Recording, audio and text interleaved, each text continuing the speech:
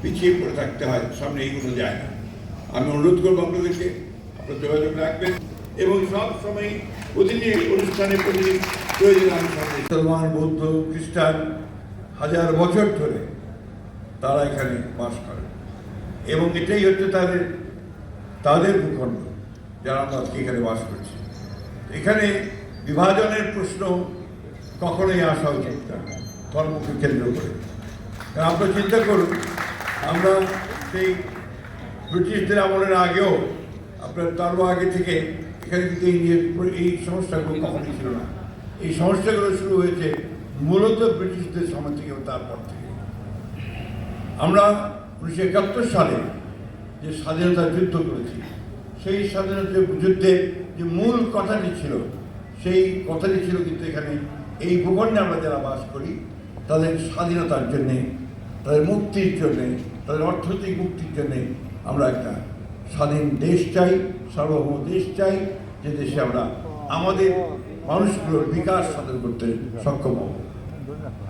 সেদিন কিন্তু আমরা ওই ধর্মের নাম করে যারা সেদিন স্বাধীন করেছিল সেটাকে আপনার ডিফাই করে কিন্তু একসাথে আমরা এই লড়াইটা লড়েছিলাম এবং সেখানে আমরা 1971 সালে একটা রক্তক্ষয়ী যুদ্ধের মধ্যে দিয়ে কিন্তু আমরা দেশ স্বাধীন করেছি। দুর্ভাগ্য আমাদের যে সেই গণতান্ত্রিক চেতনা, যে চেতনাকে সামনে নিয়ে আমরা সেই দেশের স্বাধীনতার যুদ্ধ করেছিলাম, লড়াই করেছিলাম, দেশ স্বাধীন করেছিলাম, সেটাকে আমরা রক্ষা করতে পারিনি। যারা দায়িত্বে ছিলেন সেদিন তারা সেই ভূমিকা পালন করতে পারেননি। তারা গণতন্ত্রকে ভুলে গিয়ে একদলের শাসন ব্যবস্থা সামনে নিয়ে এসেছিলেন এবং তার পরবর্তীকালে গণতন্ত্র বারবার হতে চেয়েছে। আসলে আমার কাছে মনে হয় যে আমাদের মূল যে দুর্বলতাটা, সেটা দুর্বলতা হচ্ছে যে আমরা একটা গণতান্ত্রিক রাষ্ট্র নির্মাণ করতে পারি। গণতন্ত্র হলেই আমাদের পারস্পরিক যে অধিকার, আপনার অধিকার, আমার অধিকার, ধর্মীয় অধিকার সব কিছুই এখানে রক্ষা হতো। যেহেতু আমরা পারিনি, সেই কারণে সেই অধিকারগুলো সবসময় রক্ষা করা সম্ভব হয়নি। আমরা ইতিমধ্যেই আপনাকে বিজয়বাবু বলেছেন, নিতাইবাবু আছেন, আমরা এই সরকার প্রথমবারের মতো তারেক রহমান সাহেব কিন্তু সরকারের মধ্যে একজন বিশেষ সহকারী নিযুক্ত করেছেন তাকে সাহায্য করার জন্য আপনাদের সংস্থাগুলো ব্যাপারে। ইতিমধ্যে আমরা কয়েকবার বসেছি, বাবু জানেন, অন্যান্য যে সমস্ত গোষ্ঠীগুলো আছে, সম্প্রদায় আছে বা সমিতি আছে আপনাদের, তাদের সঙ্গে আমরা অনেকবার বসেছি। আপনাদের সঙ্গে ঠিক সেইভাবে আজকে বোধহয় এই প্রথম আমরা বসছি, কিন্তু অনেকগুলো গোষ্ঠীর সঙ্গে আমরা সবসময় আলোচনা করেছি, কথা বলেছি।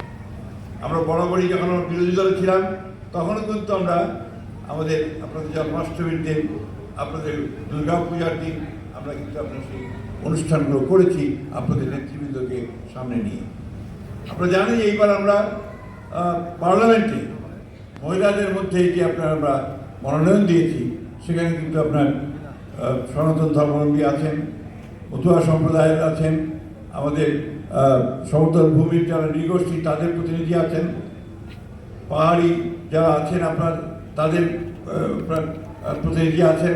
অর্থাৎ সবাইকে নিয়ে কিন্তু আমরা একটা রাজনীতি করার কাজ শুরু করেছি, যেটাকে আমরা আমাদের 31 দফায় একটা রেইনবো স্টেট হিসেবে আমরা পরিচিত করেছি।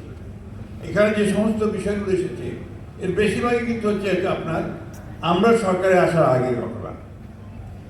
আমরা সরকারে আসার পরে আমি এটুকু বলতে পারি যে আপনার অত্যন্ত সচেতনভাবে সকল ধর্মের সকল মানুষের অধিকারকে সুরক্ষার জন্য, তাদের সম্পদকে সুরক্ষার জন্য সব রকম ব্যবস্থা আমরা গ্রহণ করেছি।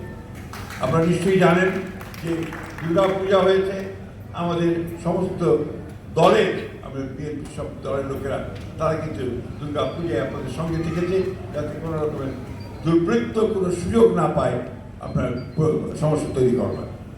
আমরা দেখেছেন যে রথযাত্রাতে আমি নিয়ে গিয়েছিলাম, আপনার টিসকনের যে রথযাত্রা অনুষ্ঠানে আমি নিয়ে গিয়েছিলাম। আমার ঠাকুরগাতে সেখানে হয়েছে, আমরা এখানে ধামরাইতে রথযাত্রা হয়েছে, আমাদের হুইপ গিয়েছিলেন এবং পিতৃ রথযাত্রাতে আমাদের দাদা এবং অন্যান্যরা ছিলেন। আমরা সরকার সব সময় আপনাদের সঙ্গে থাকছে, যাতে করে আপনারা সেফ ফিল করেন, নিরাপদ বোধ করেন, সেই ব্যবস্থাটা আমরা এখানে করার চেষ্টা করি। আমি পিছনে তাকাতে চাই না, আমি পেছনে ফিরে তাকাতে চাই না। এই জন্য চাই না যে বারবার পিছনে থেকে অতীতচারিতা করে আমরা সামনের দিকে এগোতে পারি না। আমরা সামনের দিকে এগোতে চাই। আমরা আপনাদের সঙ্গে যেন কোনো বিভেদ সৃষ্টি না হয় সে ব্যবস্থায় আমরা তো সচেতন হয়ে দেখতে চাই। একটি মহল কিন্তু খুব সচেতনভাবে ধর্মের নামে বিভেদ সৃষ্টি করতে উঠে পড়ে লেগেছে। আপনারা নিশ্চয়ই সেটা লক্ষ্য করছেন, নিশ্চয়ই সেটা দেখেছেন। আমি আপনাদেরকে ধন্যবাদ জানাতে চাই যে বিগত নির্বাচনে আপনাদের সনাতন ধর্মের মানুষেরা আমাদের বাংলাদেশ জাতীয় দলের রাজনীতিকে, আমাদের তারেক রহমান সাহেবের রাজনীতিকে, বেগম খালেদা রাজনীতিকে অকুণ্ঠ সমর্থন দিয়েছেন এবং সেই জন্য আমরা আপনাদের কাছে আন্তরিক কৃতজ্ঞতা এবং ধন্যবাদ। আমরা এই পরিবেশটা ধরে রাখতে চাই। আপনারা অনেকেই জানেন কিনা আমি জানি না যে আমি কিন্তু আমার একটা কনস্টিটিউন্সি থেকে এসেছি, এমন একটা এলাকা থেকে এসেছি যে এলাকায় আমার কনস্টিটিউন্সিতে আপনাদের সম্প্রদায়ের ভোট সংখ্যা হচ্ছে 1,45,000।